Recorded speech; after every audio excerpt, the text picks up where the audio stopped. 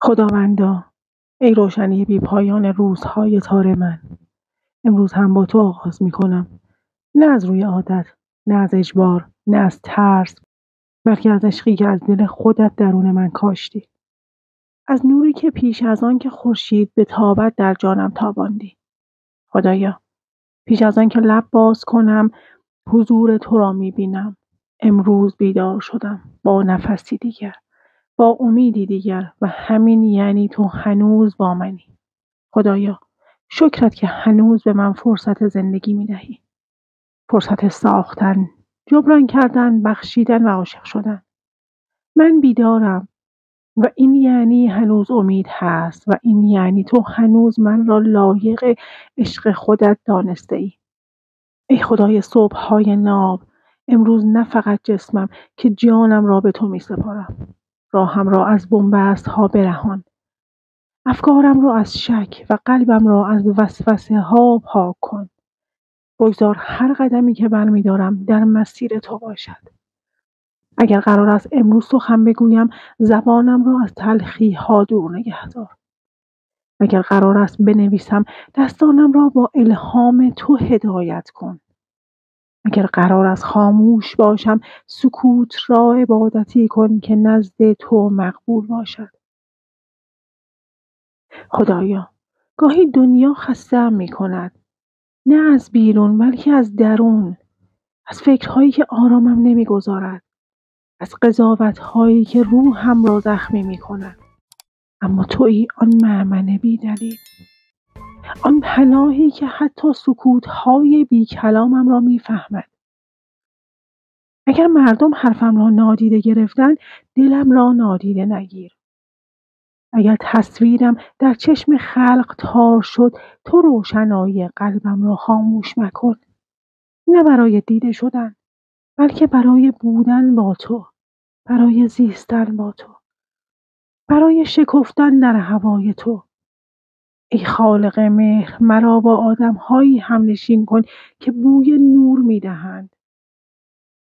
آنهایی که زبانشان نوازش است و نگاهشان آرامش.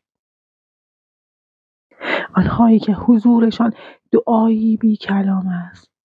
از آنها که نه زخم میزنند، نه زخم را بزرگ میکنند. خدایا، دنیا پر است از صدا، از شتاب، از فریاد، از رقابت، اما من، این دل خسته‌ام، تنها سکوت تو را میطلبد. همان سکوتی که از هر سخنی پرمعناتر است. امروز را برایم روشن کن، نه با نور خورشید، بلکه با روشنایی حضورت. اگر راهی در پیش دارم، تو آن را هموار کن. اگر دلیلی هست برای ماندن، بودن، ساختن، فقط خودت باش.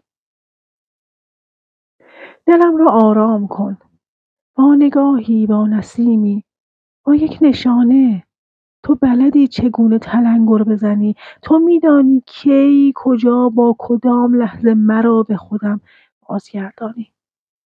خدایا، تو را نه به اسم میخوانم، نه به صفت.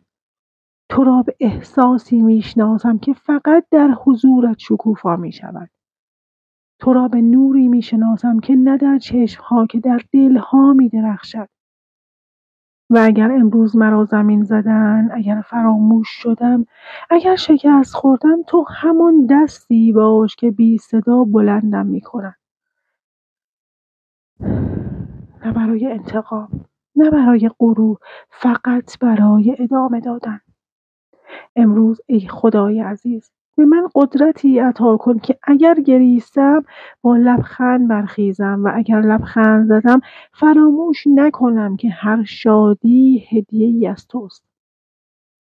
من بندگیت را میخواهم، نه از ترس دوزخ، نه از شوق بهشت، بلکه از شوق خودت، از آن عشقی که دلیل بودنم شده.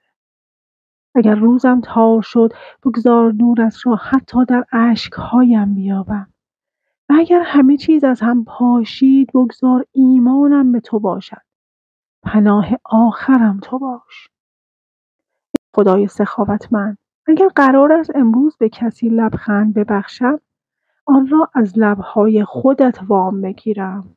اگر قرار است کسی را ببخشم، بگذار با یاد تو این کار را کنم. اگر قرار است بخشیده شوم، خودت پیش قدم شو. امروز نه فقط قدم‌هایم که نگاهم، لبخندم، فکرم، صبوریم همه از آن توست. تا اگر کسی از کنارم گذشت، چیزی از تو در وجود من ببیند. اگر در میانه روز دلتنگ شدم، فقط یک چیز بگو: من هنوز اینجا هستم. و اگر از یاد تو دور شدم، با مهربانی، با نرمی نهیبم بزن: برگرد، هنوز دیر نشده.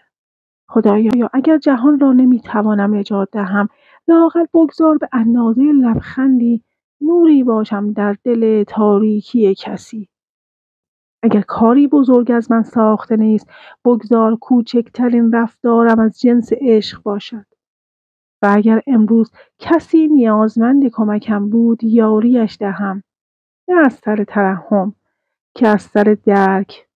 و اگر کسی از من یاری خواست، آن را بفشارم، نه برای نشان دادن بزرگیم که برای اثبات انسانیتم. خدایا تو را دارم و این یعنی همه چیز. نه به خاطر آینده، نه ترس از گذشته، فقط برای اکنون. برای همین لحظه‌ای که نفس می‌کشم و یاد تو را با خود تکرار می‌کنم. خدایا شکرت. اگه این دعا، این مناجات، این گفتگوی عاشقانه با خدا دل تو رو هم روشن کرد، بیا همین الان، همین امروز دل کسی رو روشن کن با یه پیام محبت آمیز، با یه لبخند ساده، یا حتی فقط با سکوتی پر از آرامش. جهان نیازمند نوری است که تو در خودت داری. اگه با من همدل بودی، این ویدیو رو برای کسی بفرست که شاید همین امروز به یاد خدا، به یاد عشق، به یاد خودش نیاز داره.